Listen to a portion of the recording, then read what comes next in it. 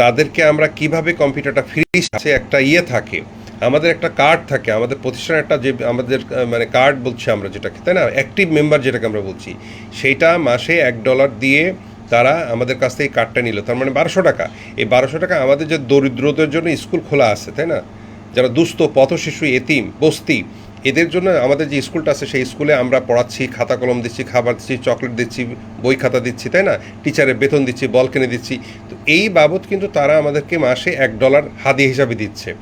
কিন্তু বিনিময়ে they can learn from here Chinese, English, computer. How do earn the মানি?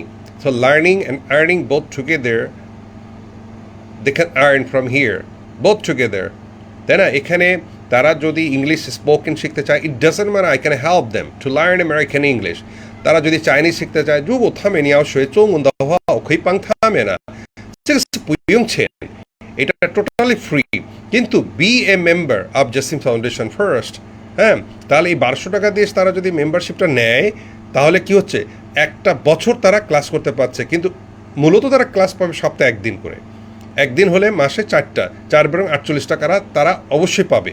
আর পুরো বছরটা তারা প্র্যাকটিস করার জন্য ফ্রি, যখন মনে চায় তখন তারা আসতে পারবে, সকাল 10টা, রাত 10টা, বিকাল 5টায়, 3 বেলা যে কোনো সময় এসে তারা শিখতে পারবে। এইগুলো একটা প্রশ্ন। 2 নম্বর প্রশ্ন হচ্ছে তোমাদের বেনিফিট কী দেওয়া হবে। তোমাদের একটা বেনিফিট আমরা এখান থেকে দিব যে তুমি কোনো কাস্টমার, তুমি কোনো স্টুডেন্ট নিয়ে আসো, হ্যাঁ, ইউ উইল গেট $1।